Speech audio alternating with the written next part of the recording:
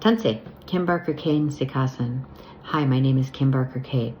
I'm going to talk right now a little bit about land acknowledgements and doing land acknowledgements. It's helpful to know that land acknowledgements was a practice that dated way back to pre-contact and has recently emerged thanks to the Truth and Reconciliation Commission's calls to action. And it came forward as an act of reconciliation for non-Indigenous people. And it began with people would acknowledge treaty land that they were on, the nations and people of the land, and reflect on what it means to them to be a settler or a non-Indigenous person living on that treaty territory. And always, always, we were encouraged to do it from the heart and to make sure that it was coming from the heart. Over time, it's kind of evolved into, it was blurry as to who did the land acknowledgement and who was writing the land acknowledgements, and then it became that some people were concerned that it didn't really mean anything anymore in some situations.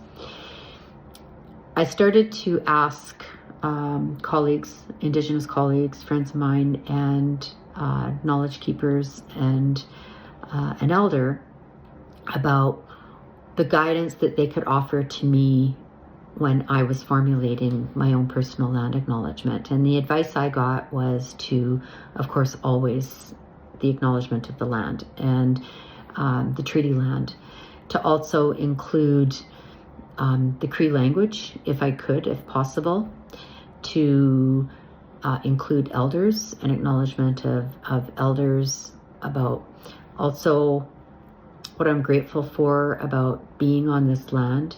And the other piece that was suggested to me was about making a commitment. What kind of action in a true act of reconciliation, what kind of action are you going to commit to? What will you commit to?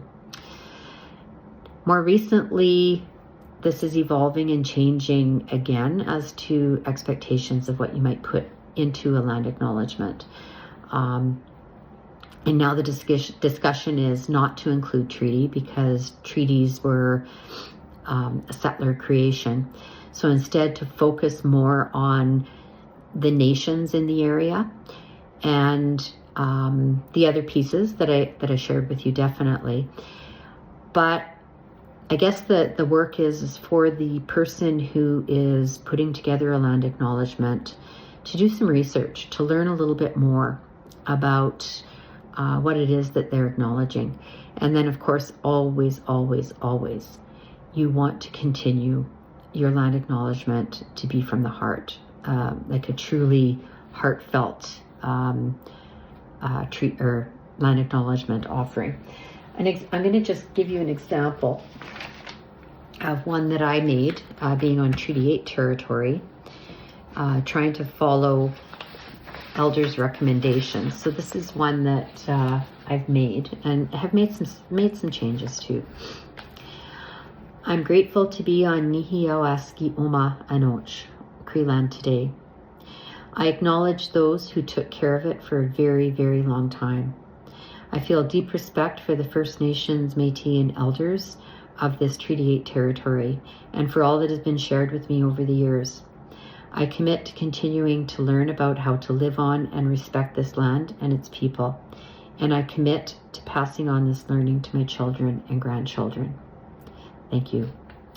The way I would modify it to make it fit today is, instead of the statement of feeling deep respect for the First Nations, Métis, and elders of this Treaty 8 territory, I would go deeper and to the nations that are in the area where I live. And for example, I feel deep respect for the elders and peoples of Dirtpile First Nation, Sucker Creek First Nation, Capowino First Nation, East Prairie Métis Settlement, and Peavine Métis Settlement.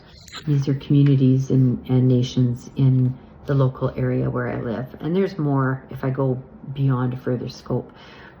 But the point of land acknowledgement is The person who's giving it should be a non-Indigenous person, and that person should have done some research and some deep thought and speak in a way that comes from the heart.